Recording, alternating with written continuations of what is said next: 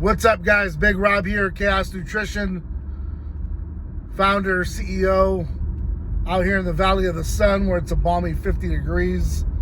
We'll take it for right now because we know in about 30 to 60 days it's going to be 100 plus. So for right now, we'll take what we can get. Nonetheless, I've been hitting the DM a few times. Had a few people reach out to me and wanted my take on, the latest on Chanel, speaking about Rich and 5% and all the dealings that she had with them, and John Bravo making a video based upon the silicone injections that Rich had, what's my take? And for what it's worth, I'll give you my take. Let's get started. First and foremost, Chanel did that podcast, YouTube video, and she told her side of the story. Again, the best probably of her ability, and that's her right to. There's no rhyme or reason why people do, but it is what it is. I mean, if that's maybe her way of having some therapy for it. So, respect on that note. That yeah, your ex can talk about you. Your anybody can, for that matter. I mean, you're sharing moments all the time about the positive side, what we know of Rich, and maybe she had a different side of him. Does it make it right or wrong that she comes out and voices her opinion? I mean, I don't have a take on it. You can do whatever you want to do. I suppose after someone has passed, I kind of like to see them in a better light, that they have moved on, they're resting in peace, and leaving it there. But if you're asked questions and you give solid answers, how do you fault the person? I don't really think you can. As far as shedding light on the drug use and the silicone and all the other such, like John covered with the silicone, to be Rich's size is very abnormal. I know there's a few guys in bodybuilding right now that are monsters, probably doing a ton of juice. All I would say to them is just be safe, be careful. Is it really worth a $25 trophy? I don't even care if that trophy's worth 10 grand. Is it worth it? I really don't think so. But that's your choice in life. It's your body. It's your makeup. It's what you want to do. So, as far as me having an opinion on what you want to do with your body, I really can't go there. My opinion would be is just be careful. My guidance would be just be careful. But you do whatever the fuck you want to do. That's the best part about, being a free human, is you can literally do whatever the fuck you want to do. Understand, though, that there's repercussions for your actions. But, if you want to be that monster that you see in comic books, it's possible. And much like what Rich did, where he learned the formula from this lady who, knew how to do these injections at a time when probably silicone was kind of normal. Then came saline. These were things that he did whatever it took, I guess. I knew about these things years ago from a few of his inner circle that knew him pretty well. It was never my take to talk about it.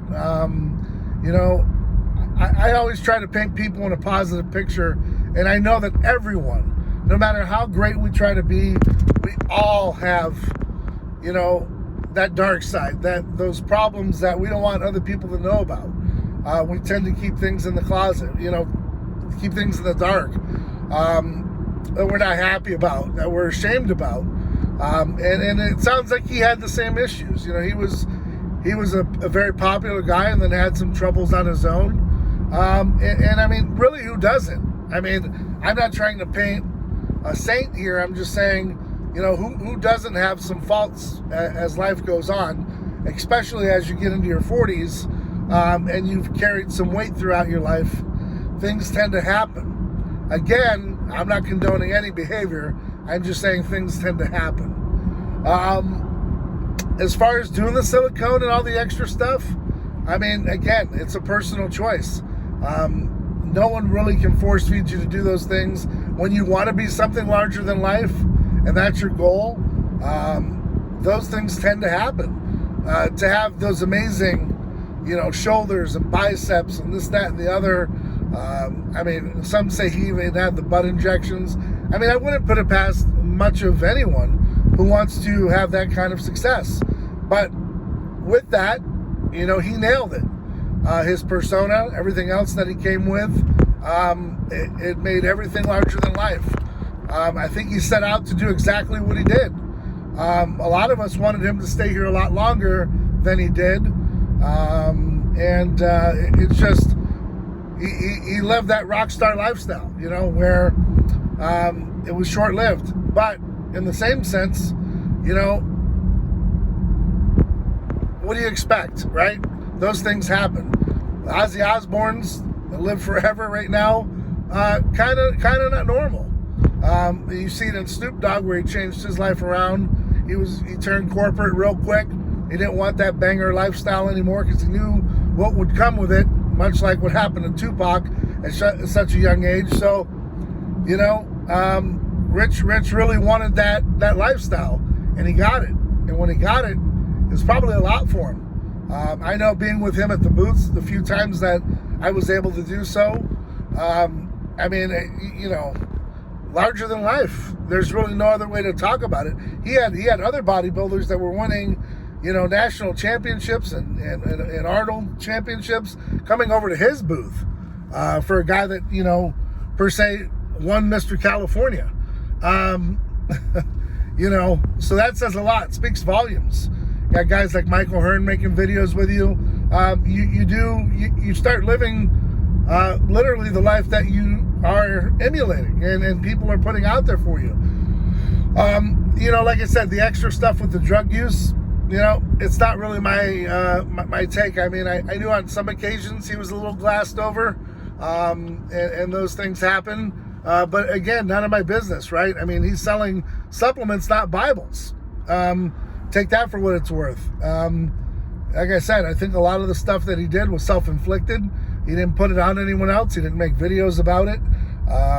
You know, he never offered it to anybody that I knew of. So, you know, when it's self-inflicted, how do you knock a person for having bad judgment or a lack of character in some areas? We're all, like I said, we're all flawed at some extent. It's just depending upon the flaw in which you condone. So, you know, my take on everything. Let me jump in here. Let me dump off this package, and I'll finish up the video. Give me just 1 second here. And I'm back to finish up the video here.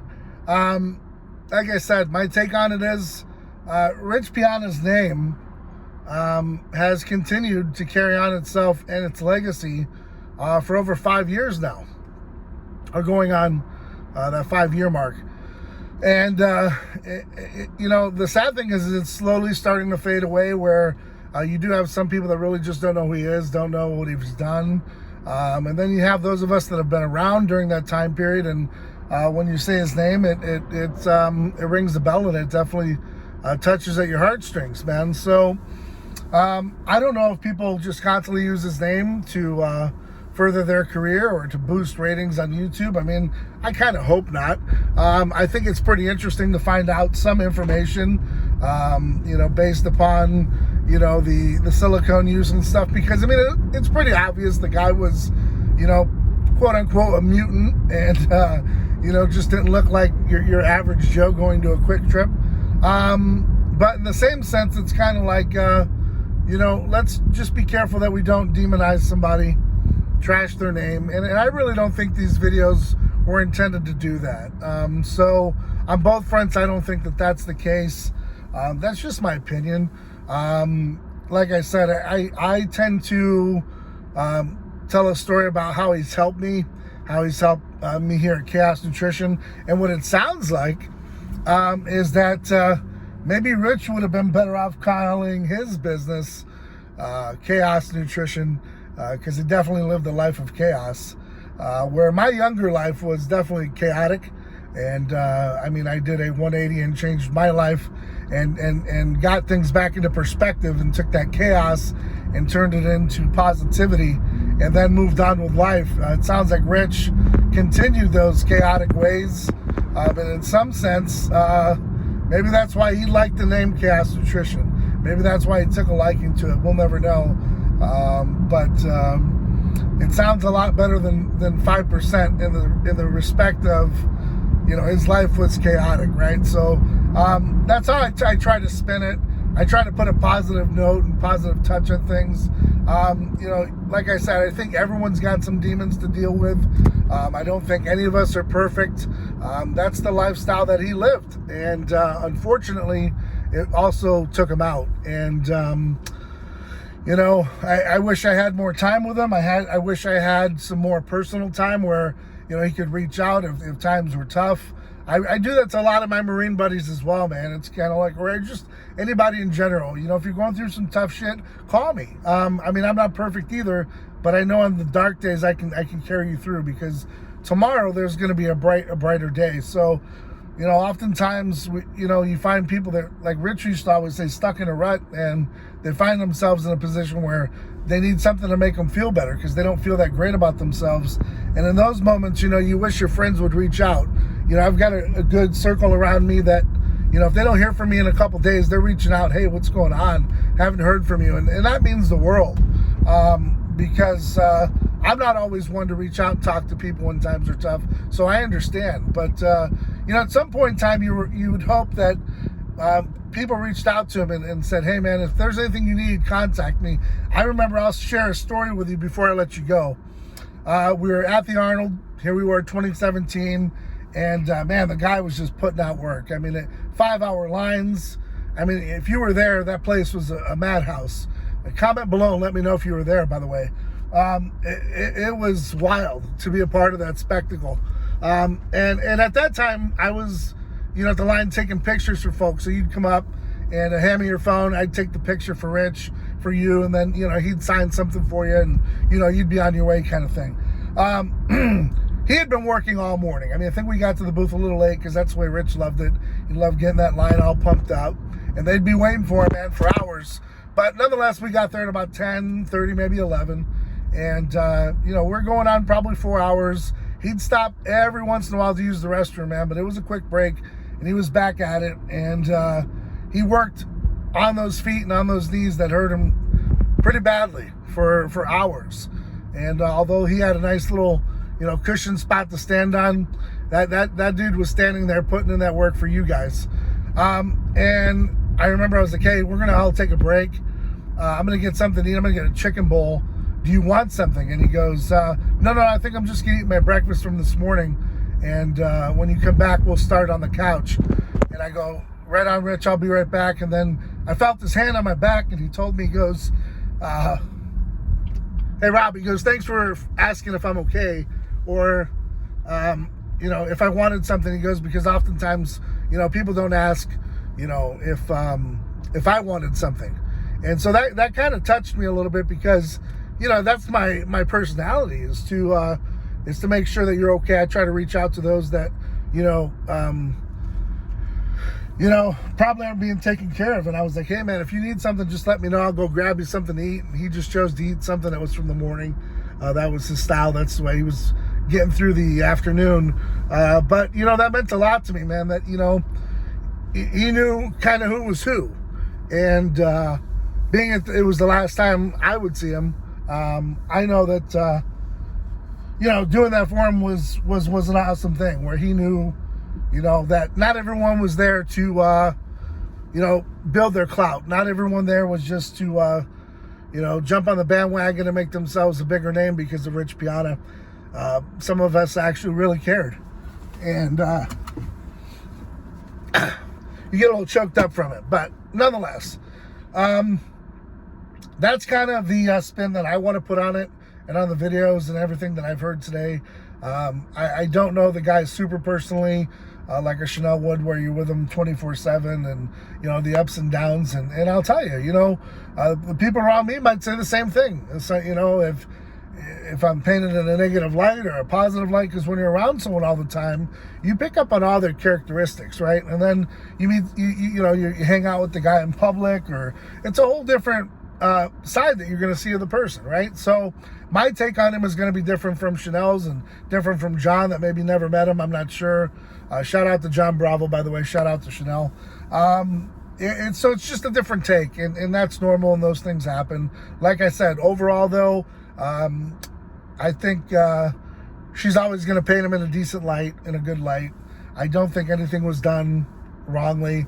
It's part of her therapy too, maybe getting it out, and able to talk about it. I'd like to know a little bit more about like what happened, but I understand that, when you got people involved that are looking for lawsuits and such, you probably don't want to talk about it, but eventually, hopefully, that can be shed some light on it, and kind of put an end to all the speculation. Like I said, I don't think anything nefarious. Just it's just sad the way we lost him. So I think all of us during that time period would have loved a lot of closure. Often that can't happen, and we understand. But like I said, my take on it is, hey, this is what Rich was all about. He loved keeping his name out there. He loved people talking about him. That was his MO, and he always said, even bad attention is good attention, because it's attention. So that's how it works. So up until this day, rest in peace, Rich. And hopefully on the other side, you're still doing great things.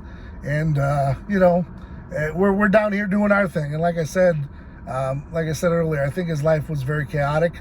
I think it lasted for a long time, and it's just unsustainable. So it's unfortunate things happened, but the man did do whatever it took, man, to be successful, and that he was. So for that, hearing those stripes, he did what he had to do, and he did it, his way, per se. So on that note, guys, I'm going to jump up in here, get some work done at the gym.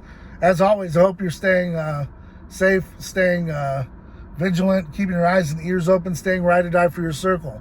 Now, in the next 3 to 4 weeks, I'm having another male athlete that I'm bringing aboard, and then I've got about 3 more weeks of female athletes coming aboard. A couple of athletes that you've never really seen here at Chaos Nutrition before, and they're very unique to the bodybuilding world. I think they're up-and-coming stars, and I'm very excited to bring them aboard. I just can't do it 2-3 times a week, but nonetheless, the sponsorship is open for them. So for the next 3 to 4 weeks, guys, it's going to be an awesome time here at Chaos Nutrition. And I think for the most part in 2022, we've come out swinging. We're getting ready for the expos to open up. We're getting our masks off. We're moving on with the world. And, we pray everything that goes right and goes well so that we can get out there and show the world what we're all about. Because for so long, we've been sitting behind these protocols and procedures that I just feel were unjust. And if you follow me on Instagram, you know exactly what I'm talking about. So again, guys, stay ride or die for your circle, man. And keep getting out there. Keep doing whatever it takes to reach your goals within reason. Don't be stupid. Don't be out of control. Do things within reason, but understand that there are times you're going to have to push the envelope. And when you do, just be safe. All right. Just be safe about it. Be smart about it. Talk to people about it. Get informed and make the decisions as necessary. All right. Because last thing we want to do is lose people that are good people based on just getting out there and, free willing it, man, just doing it. So while you got to do whatever it takes, you still got to be careful. You got to be safe. You got to be smart. All right. And do things with precision. So on that note, guys, thank you for following. Thank you for subscribing. Thank you for all your support. Thank you for your business. We can't do it without you. So till next time, guys, stay safe, stay ride or die. I'm out.